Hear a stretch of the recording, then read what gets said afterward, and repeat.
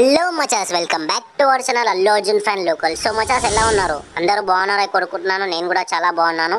ఈరోజు మన వీడియో వచ్చేసి episode 2 of Allu Arjun biography series. So వీడియోలోకి ఎంటర్ అయ్యే ముందు మన ఛానల్ని కొత్త వాళ్ళు చూస్తూ ఉంటే సబ్స్క్రైబ్ చేసి లైక్ కొట్టండి అండ్ మన బన్నీ అన్న ఫ్యాన్స్కి షేర్ చేసేయండి. ఎపిసోడ్ 1 చూడని వాళ్ళు ఒక్కసారి చూసి వచ్చేసండి గైస్. ఆ వీడియోలో బన్నీ అన్న ఎక్కడ పుట్టాడు, బన్నీ అన్న క్వాలిఫికేషన్ ఏంటి, బన్నీ అన్న ఎడ్యుకేషన్ ఎక్కడ చేశారు అనేది ఫుల్ డీటెయిల్స్ ఉన్నాయి. సో ఆ వీడియో చూడని వాళ్ళు ఒక్కసారి ఎపిసోడ్ 1 చూసి వచ్చేసండి.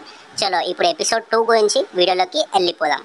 బన్నీ అన్నకి యాక్టింగ్ మీద ఇంట్రెస్ట్ ఉండడంతో కేపీకే దగ్గర జాయిన్ చేశారు.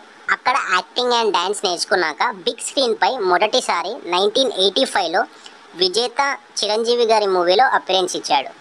తర్వాత కమల్ హాసన్ గారి స్వాతి ముత్యం మూవీలో కూడా ఒక అపిరెన్స్ ఉంది బన్నీ అన్నది ఇన్ 1986. అండ్ దీని తర్వాత ఆఫ్టర్ 4 years బన్నీ మళ్ళీ వాళ్ళ మామగారు చిరంజీవి గారి మూవీ డాడీలో ఒక స్మాల్ రోల్ అయితే చేశాడు. సో ఇవన్నీ చిత్రాలు జస్ట్ బన్నీ అపిరెన్స్లా అలా వచ్చి వెళ్ళాడంటే. తర్వాత అల్లు అరవింద్ చిరంజీవి గారు డిస్కస్ చేసి బన్నీని లాంచ్ చేయాలనే స్క్రిప్ట్ కోసం పెట్టుకుంటుంటే రాఘవేంద్రరావు గారు ఆయన 100 ఫిలింని రామ్ చరణ్ గారికి తో చేయాలని అనుకున్నారు. బట్ తర్వాత రామ్ చరణ్ గారికి ఇంకా యాక్టింగ్ మీద అంత అవగాహన లేదని అండ్ రామ్ చరణ్ గారికి ఇది సూట్ అవ్వదని అల్లు అర్జున్కి సెట్ అవుతుందని రాఘవేంద్రరావు గారు బన్నీ అన్నతో మూవీని ఫైనలైజ్ చేశారు.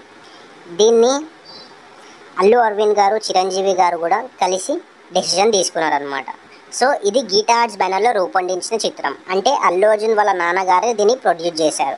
ఇందులో ఫీమేల్ లీడ్ వచ్చేసి famous actors late Aarthi Agarwal వాళ్ళ చెల్లె అదితి అగర్వాల్ని బన్నీ అన్న పక్కన పేరు చేశారు. అండ్ ఇది రాఘవేంద్రరావు గారి 100 ఫిలిం కావడంతో చాలా ఎక్స్పెక్టేషన్స్ ఉండే ఆ టైంలో. ఈ మూవీ చాలా లొకేషన్లో షూట్ చేయడం జరిగింది, like Haridwar, Gangotri etcetera. Movie release అయ్యాక one of the biggest hit అయింది ఆ టైంలో. అండ్ 100 days ఆడింది 50 సెంటర్స్లో. ఇప్పుడంటే మనం కలెక్షన్ని చూస్తాం కానీ ఆ రోజుల్లో ఎన్ని డేస్ ఆడింది అనే చూస్తుండే.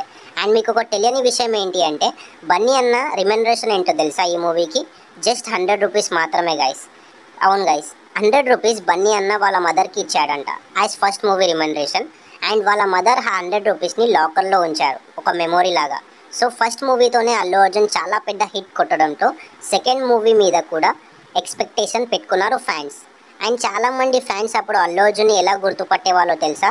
లైక్ అల్లు రామలింగయ్య గారి మనవడు, అల్లు అరవింద్ గారి కొడుకు, చిరంజీవి గారి మేనల్లుడు అని గుర్తుపట్టేవాళ్ళు. మూవీ హిట్ అయ్యాక చాలామంది బన్నీ అన్న లుక్స్ని క్రిటిసైజ్ చేశారనమాట, గంగోత్రి మూవీ లుక్స్ని. సో మీరు చూసుకోవచ్చు గైస్, బన్నీ అన్న గంగోత్రి మూవీకి అంటే అంత హ్యాండ్సమ్గా ఏమి ఉండేవాడు కాదు. సో ఈ టాపిక్ మీద నేను ఎపిసోడ్ 3లో మాట్లాడతాను. అండ్ బన్నీ అన్నకి ఆర్యా మూవీ ఎలా వచ్చింది, సుకుమార్ గారితో ఎలా స్టార్ట్ అయ్యింది అనేది ఫుల్ డీటెయిల్స్ అనమాట ఎపిసోడ్ 3లో చెప్తా. సో ఎపిసోడ్ 3 కోసం వెయిట్ చేయండి. అండ్ నన్ను సపోర్ట్ చేసినందుకు thank you so much for your love. మీకేమైనా నాకు మెసేజ్ చేయాలనిపిస్తే నా ఇన్స్టాగ్రామ్ లింక్ ఇస్తాను డిస్క్రిప్షన్లో, అక్కడ మీరు నాకు డిఎం చేయవచ్చు. అండ్ ఈ వీడియో ఎలా అనిపించిందో కామెంట్ చేసేయండి. సో గైస్, నెక్స్ట్ ఎపిసోడ్ 3లో మళ్ళీ కలుస్తా. అప్పటి వరకు stay tune. Thank you so much for your love. జై బన్నీ.